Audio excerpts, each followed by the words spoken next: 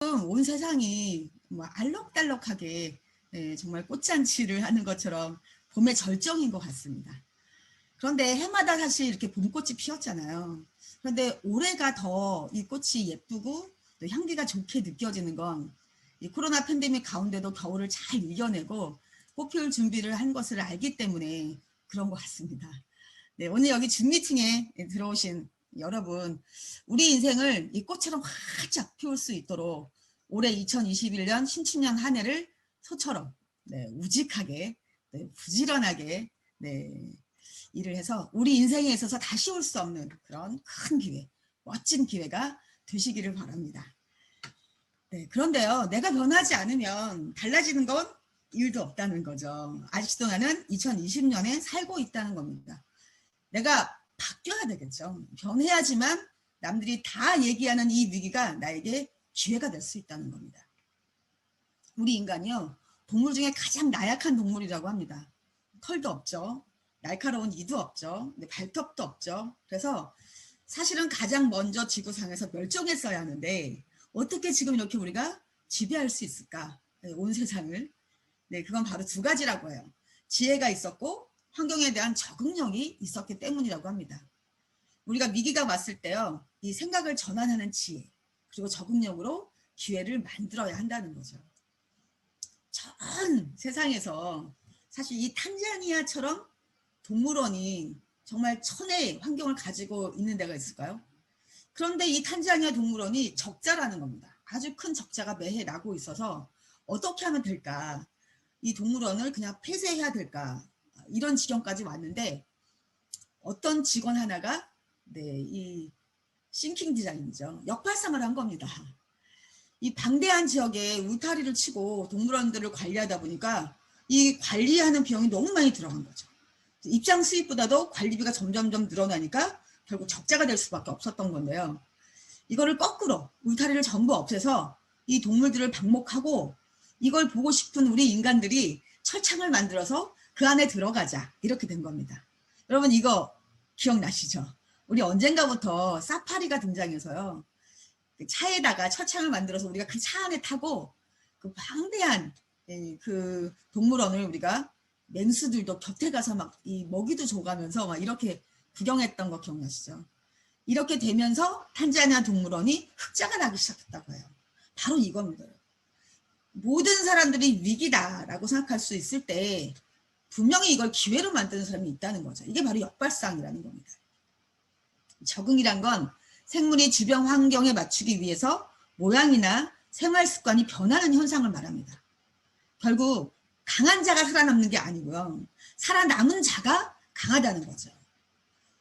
결국 내가 끝까지 변화하고 적응해서 살아남지 않는다면 나는 멸종될 수밖에 없는 겁니다. 우리 애터미에서도. 그건 결국 부적응했다는 뜻인 거죠.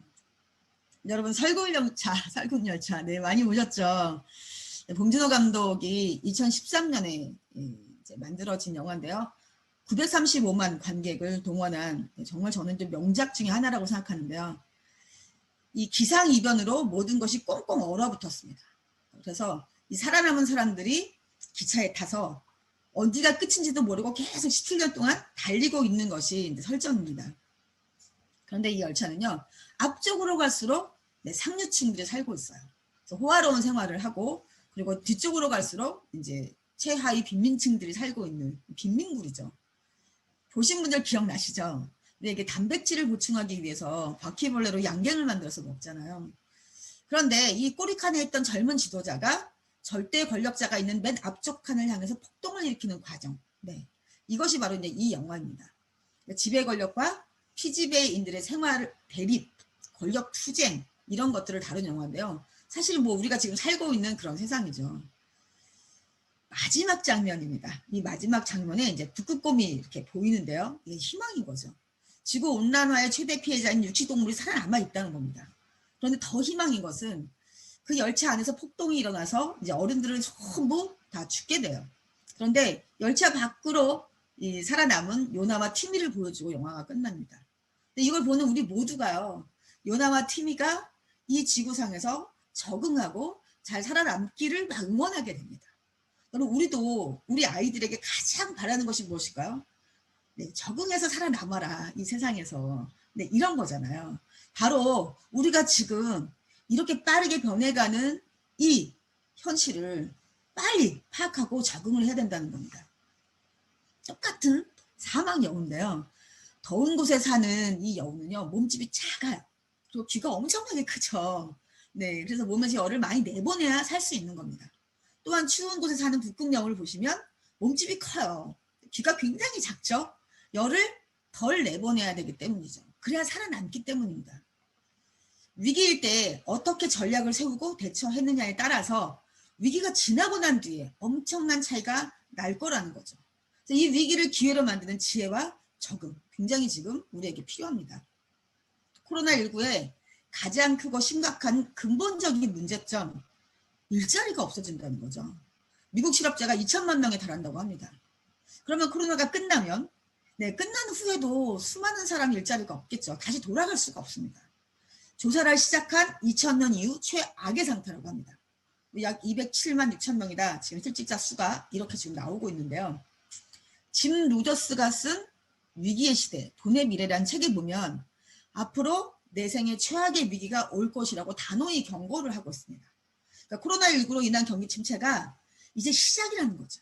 앞으로 정말 무서운 경기 침체가 오게 될 것이라고 합니다. 또한 LG경제연구원 조영무 연구위원이 쓴 제로 이코노미라는 책에 보면 모든 것이 지금 제로를 향하고 있다는 겁니다. 코로나가 지나가도 그 상처의 흔적들이 남는다는 거죠. 지금 너무 오랫동안 모든 것이 0%대죠. 아니 오히려 지금 출산율 떨어지고 있고요. 네, 폭풍 전야라고 지금